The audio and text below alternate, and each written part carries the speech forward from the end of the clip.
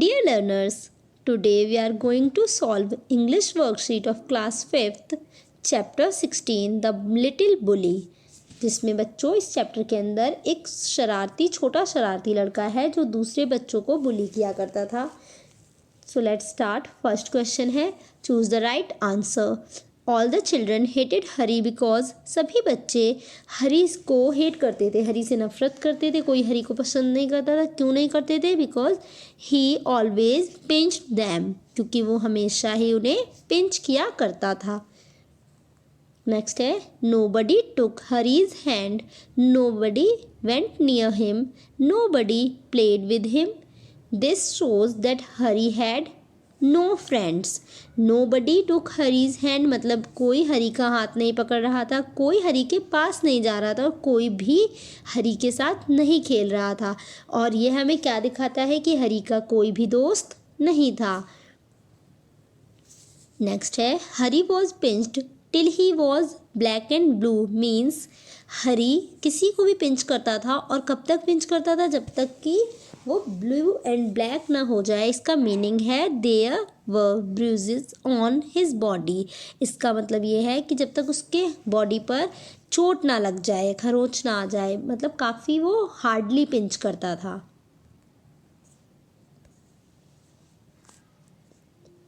तो देखिए बच्चों, जो हरी का बिहेवियर है वो बिल्कुल भी फ्रेंडली नहीं था.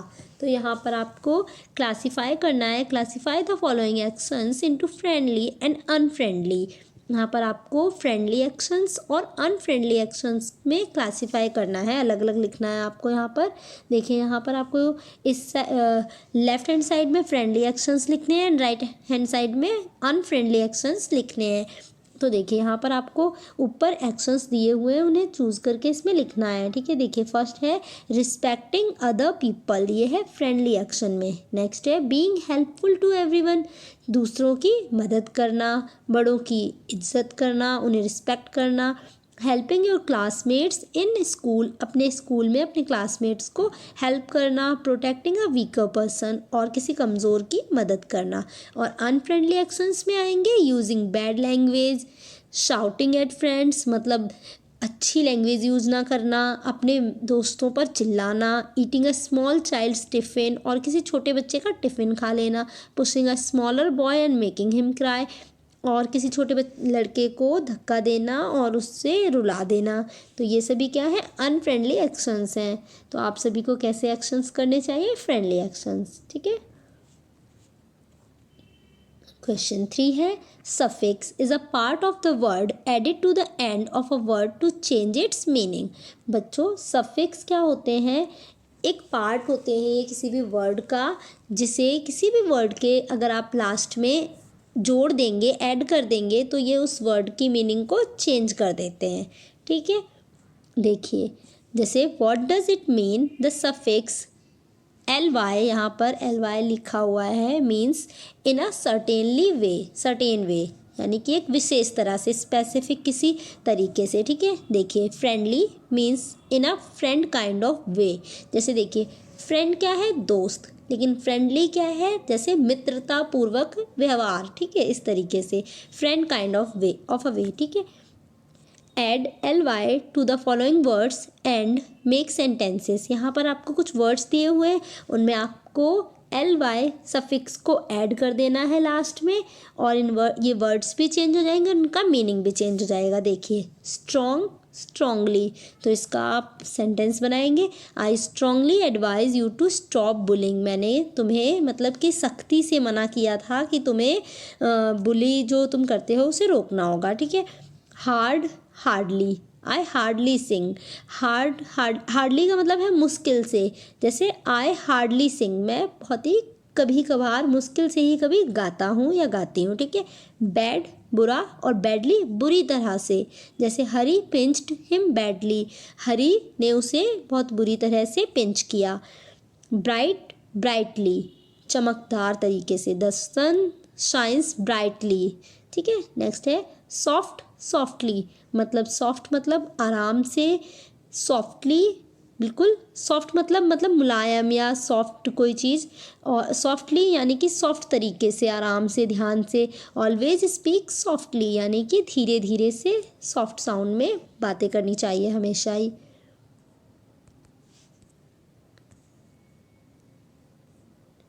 क्वेश्चन नंबर 4, ए और an do not point a particular person और thing, whereas the is used when we speak of a particular person or thing. A, N and the are called articles.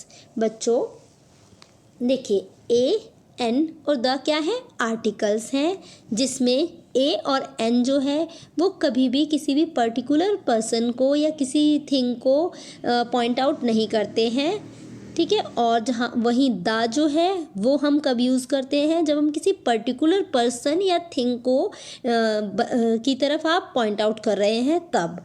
जैसे कि जो ए और N है वो indefinite है यानी कि अनिश्चित है, जब हमें नहीं पता कि किसके बारे में हम बात कर रहे हैं। When it's identity is not known, हमें जैसे हम किसी के भी बारे में बात कर रहे हैं, हमें जैसे उसकी आइडेंटिटी नहीं पता। बट जैसे द है तो वो क्या है, डेफिनेट है, निश्चित है, हमें पता है कि पर्टिकुलर इसी व्यक्ति के बारे में बात हो रही है, ठीक है। इसमें क्या है, व्हेन इट्स आइडेंटिटी नोन, जैसे अगर हमें किसी की आइडेंटिटी पता है। देखिए, an is used for words beginning with vowels A, E, I, O, U. और बच्चों एन स्पेशल तरीके से भी यूज़ होता है, जैसे ए, ई, आई, ओ, यू, यानी कि जो भी वॉवेल्स हैं उनके साथ क्या लगता है, ए लगता है। जब आप किसी पर्टिकुलर चीज़ को नहीं बता रहे हैं बट अगर वॉवेल्स से कोई वर्ड स्टार्ट हो रहा है तो वो क्या लगेगा, उसके आगे एन लगेगा। Articles a, an, the uses, इसके यूजेस बताए हैं। देखिए, ए और एन इंडेफिनेट है और द क्या है, डेफिनेट है। और ए एन क्या है, use for singular countable noun. और ए और एन का यूज़ कहाँ होता है, सिंगुलर नंबर के लिए यूज़ होता है और वो भी काउंटेबल नाउन के लिए, ठीक है। और जो द है यूज्ड फॉर डेफिनेट नाउन्स, ये किसी डेफिनेट नाउन यानी कि निश्चित किसी पर्टिकुलर किसी नाउन के लिए यूज़ होता है, ठीक है।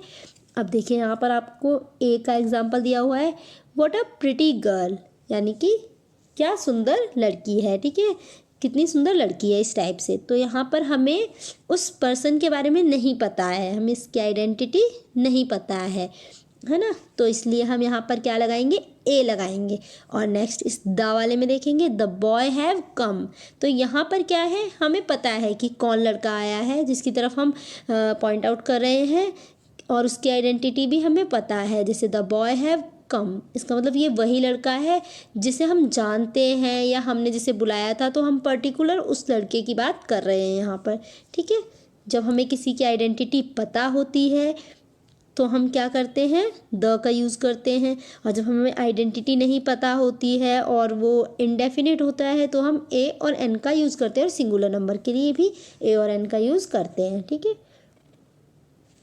तो देखिए, आपको यहाँ पर एक स्टोरी दी हुई है जिसमें ए एन द का यूज़ करते हुए आपको इस स्टोरी को कंप्लीट करना है। देखिए, a bee was drinking water on the bank of a river. तो इसमें क्या है बच्चों कि एक बी यानी कि एक जो मक्खी है वो क्या कर रही थी, पानी पी रही थी, किस पे, एक नदी के किनारे, ठीक है। It fail into the river. और फिर पहले देखिए यहाँ पर हमने ए रिवर लिखा हुआ है यानी कि हमें रिवर का नहीं पता है कि वो कौन सी रिवर। फिर नेक्स्ट सेंटेंस में हमने द रिवर लिखा है क्योंकि हम यहाँ पर उसी नदी की बात कर रहे हैं जिसकी मतलब पहले हमने ए लिखा, देन हम दोबारा उसी नदी की बात कर रहे हैं, इसलिए हमने उसके लिए द लिखा है, ठीक है। नेक्स्ट है, it fail into the river a Dove that was watching all this. तो फिर इसमें क्या है कि वो उस रिवर में गिर गई जिससे वो पानी पी रही थी, और फिर एक डव जो था वो उसे देख रहा था। It plugged a leaf and threw it near the bee. और फिर उसने एक पत्ती तोड़ी और उसने कहा किसके तरफ उसको उसने फेंका, उसी मक्खी की तरफ उसने फेंक दिया, ठीक है। तो यहाँ पर उसी मधुमक्खी या मक्खी की बात हो रही है, तो फिर यहाँ पर द का यूज़ हुआ है। द बी, यहाँ पर बच्चों ये ब्लैंक जो है ये खाली छोड़ देना है। Climbed on the leaf and flu out. और फिर वो जो बी है तो हमें पर्टिकुलर पता है कि हम उसी बी की बात करें तो द बी आया है, और लीफ भी हमें पता है तो फिर द लीफ आया है, ठीक है। बी लीफ के ऊपर चढ़ गई और फिर वो ऊपर उड़ गई, ठीक है। It thanked the Dove for saving it's life, और फिर बी ने किसको थैंक किया, उसी वाले डव को थैंक किया अपनी उसकी लाइफ को बचाने के लिए। After some days a hunter came there, और कुछ दिनों बाद एक हंटर वहाँ पर आया। तो यहाँ पर हमें अभी हंटर के बारे में नहीं पता, इसलिए हंटर लिखा हुआ है कि एक हंटर आया, ठीक है। He saw the dove sitting there on the branch of an apple tree and aimed his gun at it, और फिर उसने किसको देखा, उसी डव को देखा, ठीक है, जिसके बारे में स्टोरी में पहले भी बताया। फिर उस डव को देखा जो कि ब्रांच पर बैठी हुई थी, किसकी ब्रांच पर, एक एप्पल के ट्री पर। और देखिए बच्चों यहाँ पर एप्पल है जो कि ए से स्टार्ट हुआ है, इसीलिए ये क्या है, ए क्या है, ए ई आई ओ यू ये सब क्या है, वॉवेल है, इसलिए यहाँ पर एन यूज हुआ है, ठीक है। तो फिर उस हंटर ने अपना निशाना किस पर लगाया, उसी डव पर लगाया जो ट्री की ब्रांच पर बैठी हुई थी। The bee saw that the dove was in danger, और फिर बी ने देखा कि जो डव है वो डेंजर में है, खतरे में है। It flew at once and strung the hunter's hand, और फिर वो उड़कर आई और उसने जो हंटर का हैंड था, हंटर के हाथ पर उसने अपना डंक मार दिया, ठीक है। तो फिर यहाँ पर देखिए द का यूज़ हुआ है हंटर के लिए, क्योंकि यहाँ पर हमें पता है कि हंटर कौन है, ठीक है। The hunter missed the aim as his hand felt an acute pain, और फिर हंटर का जो निशाना उसने एम लगाया था वो छूट गया, मिस हो गया, क्योंकि वो सही जगह पर नहीं लगा और हंटर को थोड़ा सा दर्द होने लगा। यहाँ पर फिर से बच्चों देखो एक्यूट यानी कि ए आया है, वॉवेल यूज़ हुआ है तो एन लगा है, ठीक है। In the mean time the Dove flu away and it's life was saved, और इतने थोड़ी सी ही देर में जो डव है उसको टाइम मिल गया और वो उड़ गई, और इससे उसकी हेल्प हो गई और उसकी लाइफ सेव हो गई। और इस तरीके से बी और डव ने एक दूसरे की हेल्प की, और आप लोगों ने भी ए एन और द का यूज़ सीखा, ठीक है। नेक्स्ट है थिंक एंड राइट, यहाँ पर आपको सोचना है और लिखना है। Did someone try to bully you, if yes how did you save yourself, क्या आपको कभी किसी ने बुली करने के लिए किया है तो आपने अपने आप को कैसे बचाया था। तो मैंने यहाँ पर लिखा है no one tried to bully me. अगर आपको किसी ने बुली किया है, कभी तक बहुत ज़्यादा परेशान किया है, तो फिर आप लिख सकते हैं यहाँ पर, और आपने क्या किया था वो भी लिख सकते हैं। What are the things you can do say next time if someone tries to bully you, अगर अगली बार अगर आपको कोई बुली करने की कोशिश करेगा तो आप क्या करेंगे। If someone tries to bully me, then I will inform my parents, teachers or any elder person as soon as possible. अगर मुझे या हमें कोई बुली करने की कोशिश करेगा तो मैं अपने पेरेंट्स, टीचर या किसी बड़े पर्सन को बताऊंगी, ठीक है। जैसे अगर आप कहीं पर भी हैं तो वहाँ पर जो सबसे बड़े पर्सन है, एल्डर पर्सन है, उनको आप बता सकते हो, पर आपको खुद उससे झगड़ा नहीं करना है। अब ये है बच्चों रिस्पॉन्डिंग टू बुलीज़। जो बुलीज़ होते हैं, बुली जो करते हैं, उनको आप कैसे रिस्पॉन्ड करेंगे। देखो आप ये बातें कह सकते हैं और कर सकते हैं ये चीज़ें यहाँ पर जो लिखी हुई हैं। देखिए stop, you can not scare me any more, मतलब अब तुम्हें मुझे और ज़्यादा नहीं डरा सकते, ठीक है। नेक्स्ट है I will control my emotions in that moment, और मैं क्या करूँगी उस टाइम पर, मैं अपने इमोशंस को कंट्रोल करूँगी। जैसे अगर कोई मुझसे बोल रहा है तो ज़रूरी नहीं मैं उसकी बात को सुनूँ ही, उसकी बात पर ध्यान मत दो। लेकिन अगर कोई ज़्यादा बोल रहा है तो फिर आप अपने पेरेंट्स, टीचर या किसी बड़े को बता सकते हैं, ठीक है। और नेक्स्ट है if possible I remove my self from that situation immediately, और अगर पॉसिबल है तो मैं उस जगह से तुरंत ही चली जाऊंगी, उनकी बातों पर ध्यान नहीं दूंगी, ठीक है। नेक्स्ट है I won't talk with them, और उनसे बात भी नहीं करूंगी। I will walk away and will not fight, और मैं वहाँ से चली जाऊंगी या चला जाऊंगा और फाइट तो बिल्कुल भी नहीं करूंगा या करूंगी। आई वोंट क्राई, और मैं वहाँ पर रोऊंगी भी नहीं, ठीक है। नेक्स्ट है न्यू वर्ड्स है बच्चों।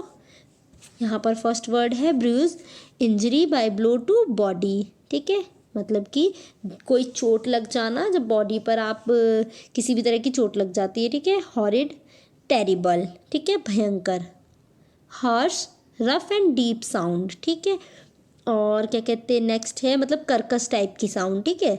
और पिंसर यानी कि ग्रिपिंग टूल, जो आपने उसमें पढ़ा था ना, जो क्रैब के पिंसर्स थे जिससे किसी चीज़ को आप पकड़ते हैं, पकड़ने वाला टूल होता है, ठीक है। स्टॉक, स्टॉक मीन्स होता है डंठल, मेन स्टैम्प यानी डंठल तो नहीं, मतलब मेन स्टैम्प जो होता है ना मोटा वाला वो, ठीक है। नेक्स्ट है निप्ड यानी कि पिंच्ड, मतलब किसी को चूटी काटना, इस तरीके से नोचना, ये सब है ना, ठीक है बच्चों। Okay, thank you.